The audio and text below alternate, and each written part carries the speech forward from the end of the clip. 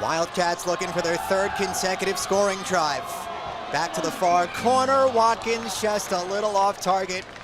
Some trickeration in search of the redshirt freshman Noah Clayton, one of the starting tight ends. Not a whole lot of tight end action involved in the passing game. Yeah, Villanova's offense, they run these mesh concepts where you got a lot of shallow crosses and guys picking for each other. So instead of the tight end just continuing to run to green grass for his shallow cross, we call it a crossing up. He crossed it and he kind of wheeled up. It's just unfortunate they weren't able to connect on that because he had a step on the defender. Second down and 10 from the 18. Play fake. Watkins going down. He did not fake Tyson McLeod. Stony Brook's leading tackler last week in the 19-point win against Morgan State. One of a handful of Bowling Green transfers in that defensive back unit. How about 6 tackle today for McLeod? Yeah, 6 tackle of the day, and he's made some pretty big tackles. None as big as this one because you want a negative play when that offense gets down to the fringe or to the red zone. Now, if you can make some sort of stop here and you force a field goal, anything can happen on a field goal attempt here on the island.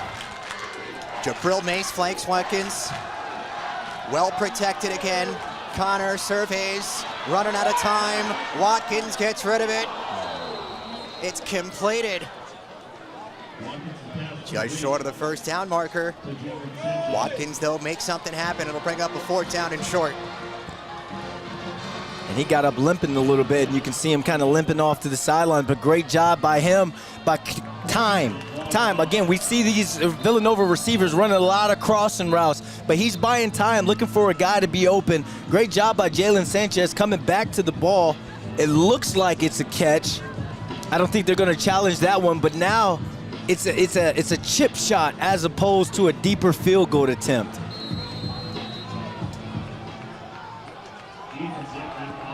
So Ethan Getman is on, the grad transfer kicker from Bryant.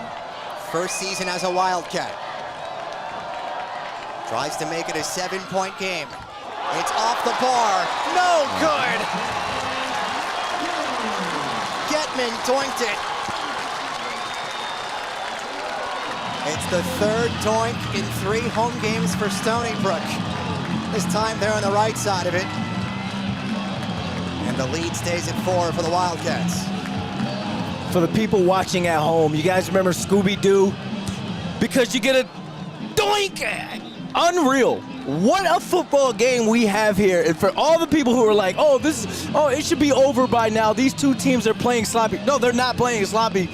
This is just how CAA football games go. They come down to the wire, especially when you're trying to create a place at the table in terms of the top of the standings, and you're trying to stay at the top of the standings. Now Stony Brook has to go down and put some sort of points on the board. 4th missed field goal of the season for Getman. He has reinvigorated 6,200 here at LaValle Stadium. First down pass completed for a 7-yard gain. Roland Dempster, already his 3rd catch today. Continues to rack in the all-purpose yards. He's over 100 yards on the ground for the 4th time in 6 games this season. Fake pitch for Dempster. Now Knopp gives it to him. Dempster leaning over the 30. It is a first down for Stony Brook. Still plenty of time here. This is just the pace of the Billy Koch offense. We've got 10:45 in the 4th quarter. And 2 out of the 3 timeouts for SBU. And I like these calls by offensive coordinator Anthony Davis. These are run plays. Yes, he's passing the ball, but it's just a dump to Roland Dempster in the flats. So again, a sweep to the outside. It's kind of like the same as the little check down throws he's given to him. You know Villanova is going to load the box up to try and force Stony Brook's offense to go east-west. So why not? So instead of running the jet sweeps, those little dumps and those little dink and dumps is the same thing, and you're staying above the chains. Look, it's 2nd and 5 right now. From their own 35-yard line, time here for Knopp. Takes off and slides. About 2 yards short of the marker, maybe 3. All right, Brandon, I'm glad you brought up Anthony Davis, Stony Brook's offensive coordinator, running backs coach. Really, I don't think we've given him enough credit on our 2.5 broadcasts this season. Now at his 5th different school in 5 years. Following Billy Kosh, who's at his 4th different school in 4 years. And again, a headsy veteran play by Knopp. Try and protect himself here late in the game. Protect himself, protect the football, and you've put yourselves in a great 3rd and short. Seawolves looking for the 40. Pressure coming, Knopp avoids, throws it into the ground. No receiver in the area. Still inside the tackle box.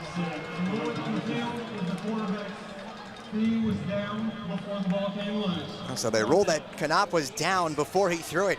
That goes down as a sack. Who else? Brendan Bell, the team's leading tackler with Shane Hartzell. Those two have combined for 23 tackles this afternoon. But that's unfortunate if you're the Seawolves. You got a 3rd and short, and they rush 3, maybe 4, but they just put a stunt on it. You should have that picked up to give him the ability to make a play, get the ball to a wide receiver. Devin Smith untouched this time. Rolls out of bounds inside the 30-yard line. Another good punt by Clayton Taylor. 8:51 remaining in the 4th quarter. We step aside, Stony Brook trailing Villanova 28-24 here on Flow Sports.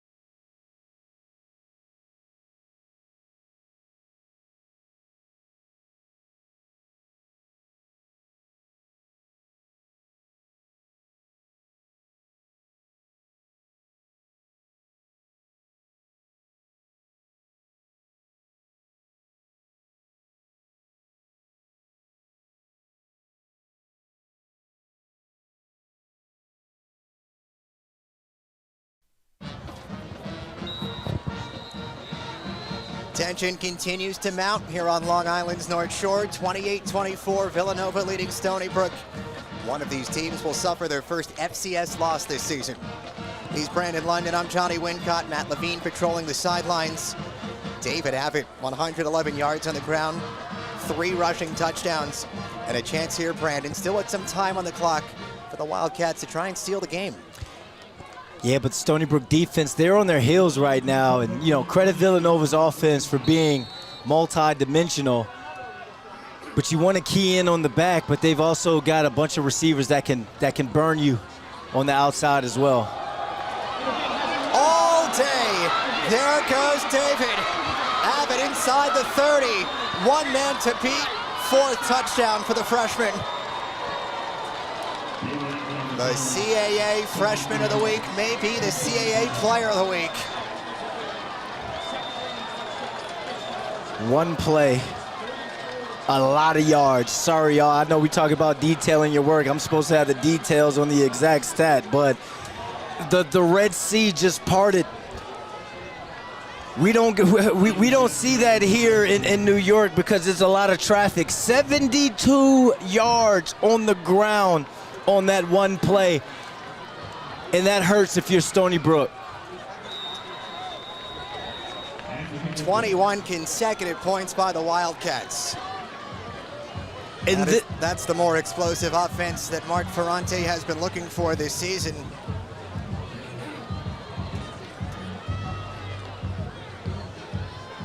I'm trying to figure out where everyone was. That's a play that when you go back and you watch in film, a lot of guys are going to be upset with themselves because I can guarantee you someone was in someone else's gap. I mean, you talk about championship football, you hear players on great defenses talk about being 1 of 11. I'm 1 of 11 guys on defense. You've got to do your job. Someone had to be out of the gap right there, and they were at the wrong time. Because if you're Stony Brook, that's what you could not have with 8 minutes, 40 seconds left in this game. And it wasn't that long ago, Stony Brook had a 24-14 lead. Went on a 9-play drive, scored a touchdown on their first drive of the third quarter. And it's now 3 consecutive scores by the Road Wildcats. We're going to keep that number 6 next to their name, or maybe a better number. Across the 20, Stony Brook will get starting field position at the 27. Josiah Williams does the dirty work. One of 3 different guys to handle a kickoff today for Stony Brook. Yeah, and you're wondering when he's going to get involved in this offense. He's another shifty wide receiver that can get you some yak yards. So while you're trying to find a way to methodically drive the ball down the field, especially within the pass game, get the ball out quick and get it to guys who can get you some yak. Because you want to hand the ball off to Roland Dempster, but you don't have the luxury of time like you did in the first half.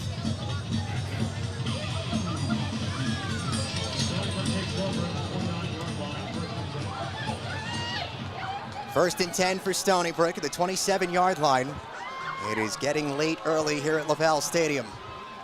Inside handoff for Dempster.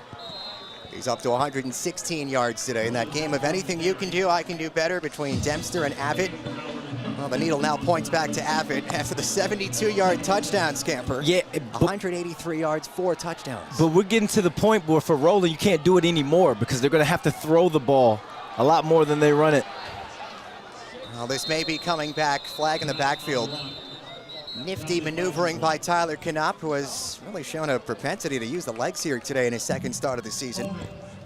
Number 61, 10-yard penalty. Holding penalty on Hunter Barlow. The Hutchinson Community College transfer, second season with Stony Brook. And obviously Brandon, 8 minutes to play in regulation, down by 2 scores, could just ill afford to have the flags at the moment. But you know what? I'm going to put this one on Tyler Knopp. Put this team on your back right now. The leadership. If you got guys jumping off sides or holding penalties, let them know about the accountability aspect of it and let them know where you are right now in terms of being down 11 with 7 minutes, 50 seconds to go. But he's also going to have to make some throws with his arms to get this team back in the game. Deflected pass. Downed into the turf. Chuck Smith was all over it. If that name sounds familiar, his father, Chuck Smith, a former Atlanta Falcon. 7 years in the ATL, former second-team All-Pro. And another downed Wildcat here at the 27-yard line. We'll stop the clock with 7:44 to go, and that's an important Wildcat. That is Shane Hartzell, second leading tackler with Brandon Bell. Yeah, to go back to Chuck Smith Jr., I met him at William & Mary's spring game.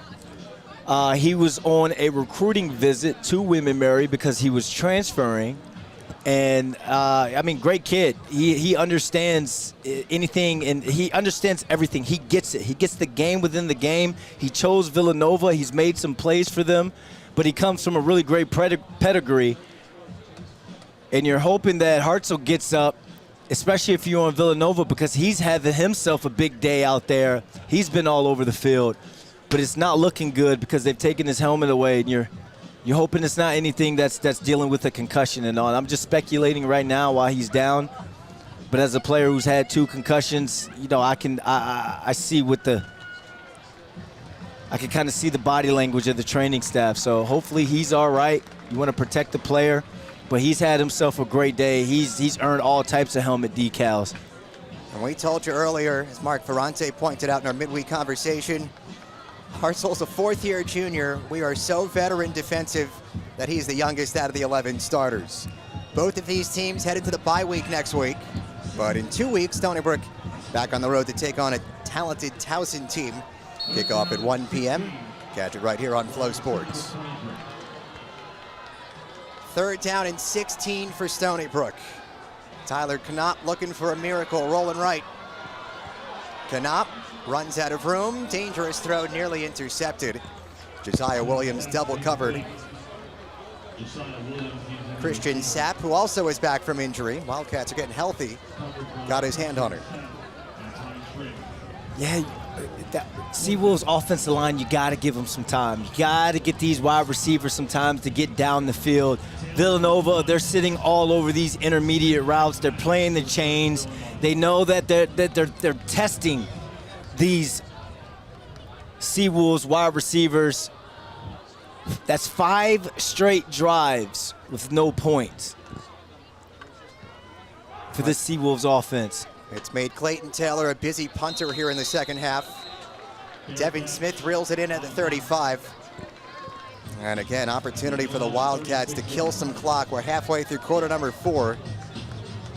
And really, this is a good thing for Stony Brook. Really the first time this year where the vibes have not felt supremely high for SBU.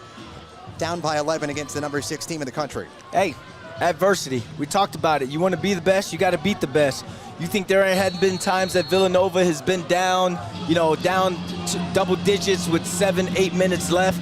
If you want to show that you belong at the table with the CAA elite, someone on defense has to will this team the ball back and create some sort of turnover. Who's it going to be?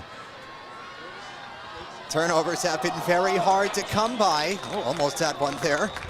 Mace bobbled off the handoff, loses 4. Yeah, turnovers hard to come by against this Villanova offense. May have not been packing as much explosiveness, but Watkins has been efficient. They entered this game no turnovers in 4 out of their 5 games this season. So you're saying there isn't a chance? Would it be a buzzkill on that one, Johnny? Like, I'm trying to hype the defense up from up here, but 1 turnover already today for Villanova. It didn't really come courtesy of the offense. That was special teams. Not trying to play the role of Buzz Killington, just, facts are stubborn. Mace again. A.J. Roberts there with some friends. So it's 2 plays, a loss of 5, but the clock continues to tick down to 6:30. Now, if I am yelling to the Stony Brook defensive line, I'm yelling contain, contain, contain. Keep Watkins in the pocket and do not allow him to buy extra time for one of these receivers to perform scramble drill and get past the sticks.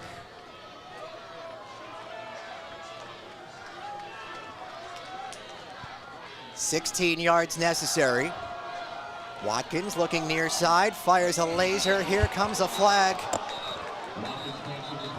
Pass was incomplete. Silvera in coverage. And it is pass interference on number 7. Billy Kosh, not a fan of the call. He's not a fan of the call, but coach. Defense, number 7. 15-yard penalty, automatic first down. I'll tell you what, that back referee threw the flag just about as hard as Watkins threw that pass. Yeah, it's unfortunate. Correction, the ball's being placed at the spot of the foul. Automatic first down. Oh, sorry about that. I get the situation you're in. We may call that, we may see the tail end of this, but he had him grabbed up. Once the receiver breaks to go to the end of his route, let him go and run with. So after just a 2-penalty week last week for Stony Brook, that is their 7th today. Another flag flies, coming in from the secondary. Some extracurriculars again involving Rudy Silvera and Kenyon Miles. Illegal substitution. Defense. 12 players on the field. 5-yard penalty. First down. That one will hurt. 12 men on the field for Stony Brook. So up to their 8th flag, accumulating 90 yards of penalties.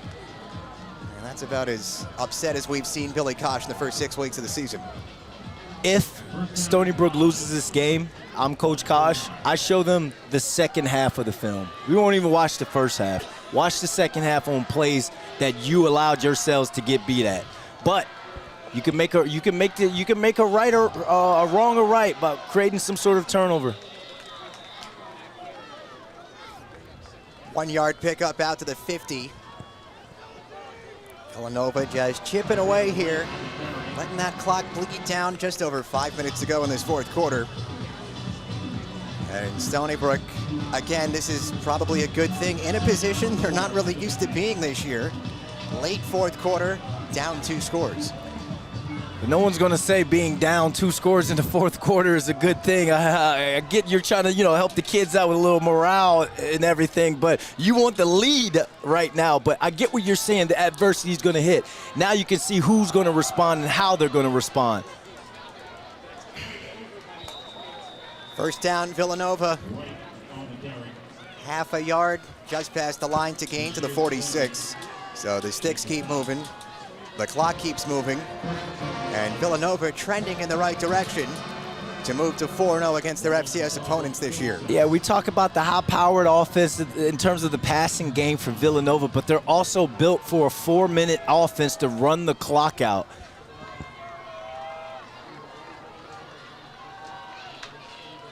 Two tailbacks on the left hip of Watkins. Heads on swivels. Offensive coordinator Chris Bowden. Villanova's all-time passing leader. Stays on the ground, 4-yard pickup.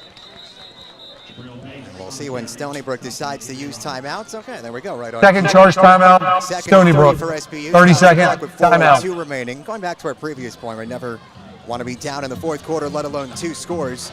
Now, this game last year at Villanova was a 48-13 final. Stony Brook was trailing 48-7 at this point in the fourth quarter. Yeah, I mean, it's great because now Coach Kosh knows how to use timeouts, I'm messing with you on that one. But, yeah, you could see a difference in the product in terms of the on-field product of Stony Brook against this Villanova team.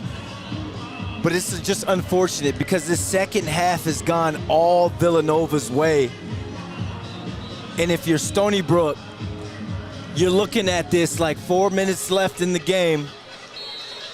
Someone needs to make a big play. Well, we told you both of these teams off next week, how that factors into how the game plan went for this week. But when they do return, they're at Maine Saturday, October 19th. 1 p.m. kickoff on Flow Sports. We noted Villanova playing a stretch starting today of 4 games, 3 of them away from home. Outside handoff. Room again, down inside the red zone. It's the junior running back, Isaiah Wright.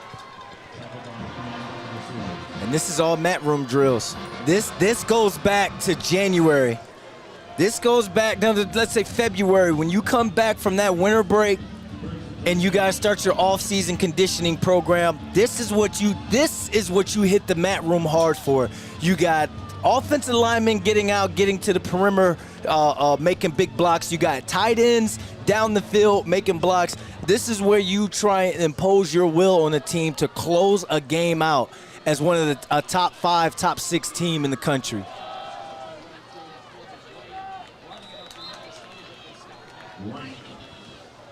Another late tote for Isaiah Wright. And we noted the top 3 running backs this year, all freshmen or redshirt freshmen for Villanova. They bring in the more veteran junior Wright. The old guy, you're saying? The old guy at 20 or 21 years old. Oh, man. Although we had some players last week, Morgan State players, they're 7, 8 years of college. The landscape ever changing. Super duper seniors. We joked last week, well, it's been 7 years in college, I would. Handoff met immediately by the Stony Brook defensive line. Negative play provided by Final charge timeout, Stony Brook. 30-second timeout. Davis on the offensive side of the ball for Stony Brook. Scott Lewis has done a superb job first season as the defensive coordinator. But again, 21 consecutive points here for Villanova ever since Stony Brook led 24-14 in the third. Yeah, we saw one team who's used to putting their face in the thick of it, facing adversity and finding a way to will themselves into the end zone. And then we're seeing another team that's going through growing pains when it comes to winning. There's not going to be any perfect or sexy win for Stony Brook, whether they win this game or going forward, they're all going to be dogfights. But whether you win or lose, you got to take away a couple things you need to take away. You need to know that no one quit, no one backed down, and that you also have smart players in the midst of adversity. But right now, you got to get off this field, force some sort of field goal, and hopefully you can block it. 2 minutes and 31 seconds remaining here in the fourth quarter. Third down and 12, little pitch play, right down the seam. Untouched Jabril Mace. The icing on the cake, it comes from the ground game again. Villanova en route to their fourth consecutive victory over Stony Brook. One play. One play. And I believe that was third down. That's unfortunate because we've seen a couple times on this drive where it's been third down. Seawolves defense had to get a stop and get off the field, but they couldn't. 28 consecutive points by the Villanova Wildcats. Ever since Stony Brook had a 24-14 lead early in the third quarter. Here's a 21-yard scamper for Jabril Mace. It's his first collegiate touchdown. And that's now touchdowns of 21 yards, 59 yards, and 72 yards for the Wildcats ground game today. Yeah, I knew how explosive the receivers were on the outside, but I didn't walk into this game or drive to this game thinking that the Villanova run game was going to completely take over. We knew what Stony Brook's offense was in terms of their 3-4-headed monster at running back led by Roland Dempster. And rarely have we seen a team come into this stadium and outrun the Seawolves offense. But Villanova has another dimension to this offense that's going to be deadly going forward for the rest of CAA play, and that's the run game.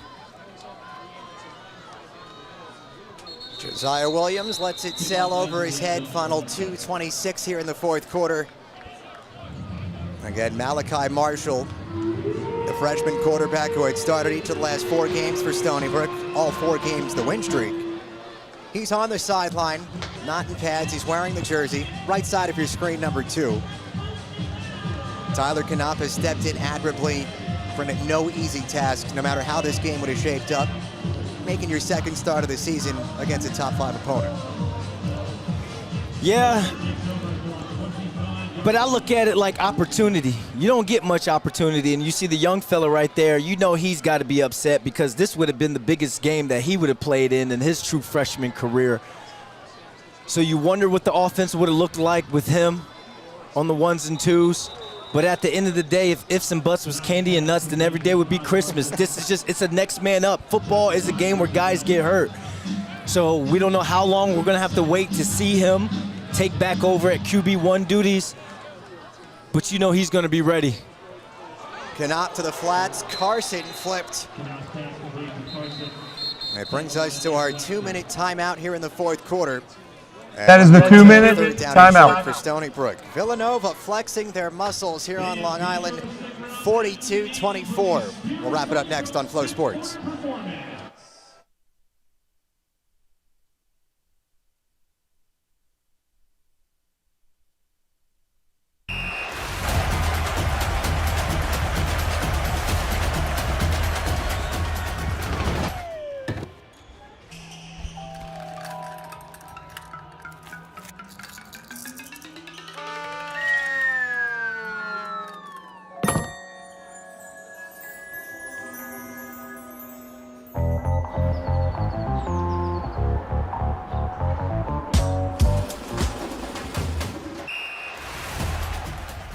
I think one of the things that makes it different to work here as a nurse or a nursing assistant is the teamwork that is out there amongst the staff. We work together with one mission in common, and that's to take care of our veterans and their families. If this is my small way of helping them back, my career as a nurse is rewarded. The opportunities here for professional growth, our health insurance, salaries can't be compared in any other facility. I've been here 11 years. I think it speaks for itself. Please consider working at the Long Island State Veterans Home because we do make a difference in people's lives each and every day. At Stony Brook Neurosciences Institute, we treat complex conditions involving the brain so Manny can keep creating new memories. We never stop innovating ways to treat neurological disorders so Sophie can get back to work. We propel cutting-edge epilepsy research forward so Cameron never has to look back. Tackling life-changing conditions to help you regain your strength. We are Stony Brook Medicine. All we do is all for you. And we welcome you back to Laval Stadium. Final 2 minutes between Stony Brook and Villanova. Week 6 of the FCS football season. He's Brandon London. I'm Johnny Wincott. Matt Levine patrolling the sidelines. 42-24. What was a 24-14 lead for Stony Brook early in the third quarter has become all Wildcats. The number 6 team in the nation, well on their way to a 4th consecutive victory against Stony Brook. And they've looked like the number 16 in the nation. Not every game or win is going to be pretty, but Villanova showed you that they know and understand the assignment on how to win football games in the CAA. And you saw it. Shakai Carson wrapped up by J.R. Strauss. That was short of the line to gain. Stony Brook will have to go for it on 4th down. Did it earlier in the first half. Bigger situation, obviously. They did convert, utilizing Roland Dempster. Knopp, rolling right. Gonna tuck it and run. And Tyler Knopp does get just enough to move the sticks for Stony Brook. 91 seconds remaining in regulation. One last chance for the Seawolves to try and get on the scoreboard. Yeah, and you know, I tell these guys, everyone's being evaluated, so make sure you're still running your routes at full speed. Make sure you're blocking your butt off, taking care of the details. Knopp fires to Carson on the near side. Pancaked after a 4-yard pickup. Stops the clock for Stony Brook, 1:25 remaining. So really through the first, we'll call it 2.5 quarters, kind of the game we expected, the game that Stony Brook wanted. Been almost 3 years since the Seawolves have knocked off a ranked opponent, let alone one that stands at number 6. But midway late through that third quarter, Villanova puts their foot on the gas pedal in the form of David Abbott.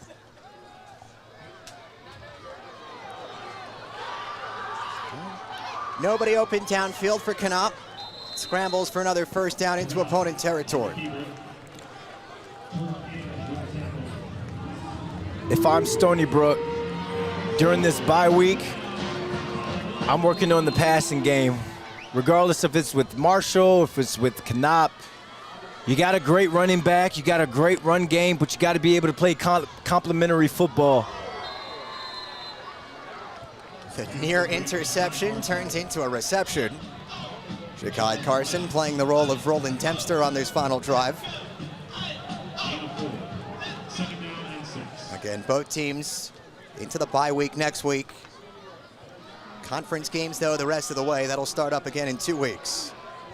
More work for Shakai Carson, trying to pad some of the stats. Another first down for Stony Brook, 3rd one of this drive. And time fleeting on Billy Kosh and crew. 42 ticks.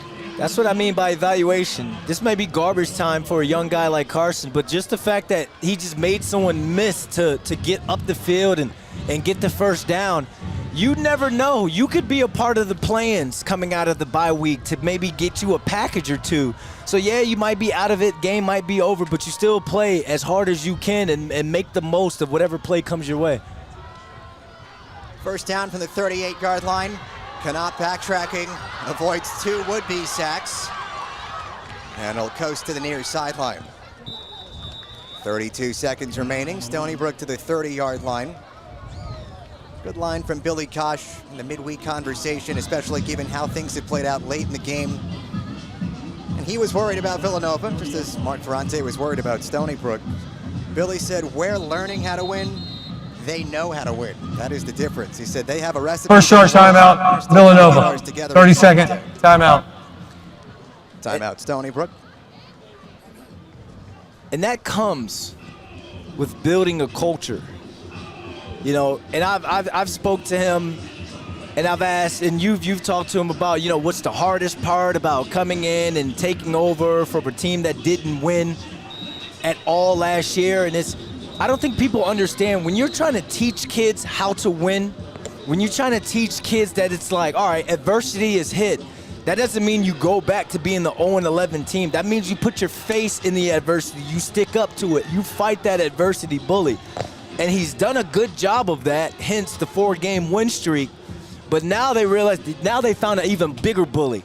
And now they know where they are in the CAA and what they have to get better at. And you hope they go and attack the bye week to come out ready for Towson. Josiah Williams, the motion man. Knopp steps through the pressure, avoids another sack. Tyler Knopp doing his best Connor Watkins impression, utilizing the lower half. And the Seawolves inching closer to the red zone. Time fleeting though on Billy Kosh's group, 24 seconds to play.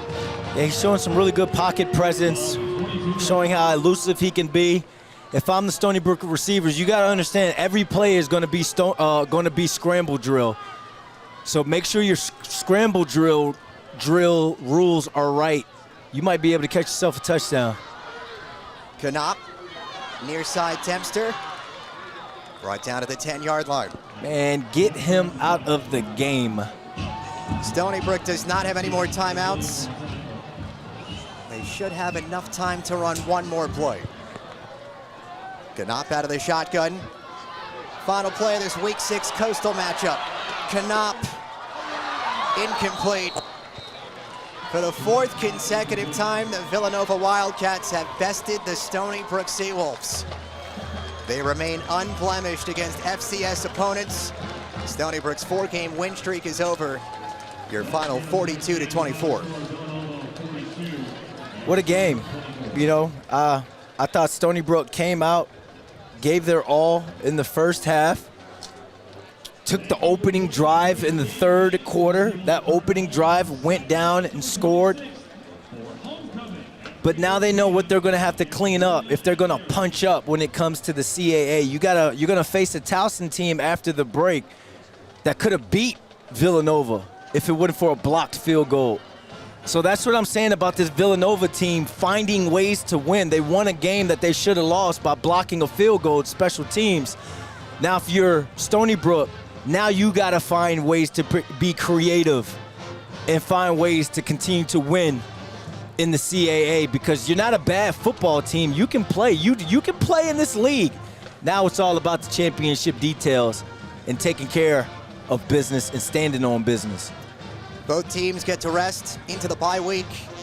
Villanova 5-1, unblemished in the Coastal at 2-0. Stony Brook has their 4-game win streak come to an end, now 4-2, 1-1 in the Coastal. Big thanks to our producers, Becca Garner and Nick Costi, touching all the right buttons, Shiv Thacker on the graphics, and Kimmy Sokolowski on replay.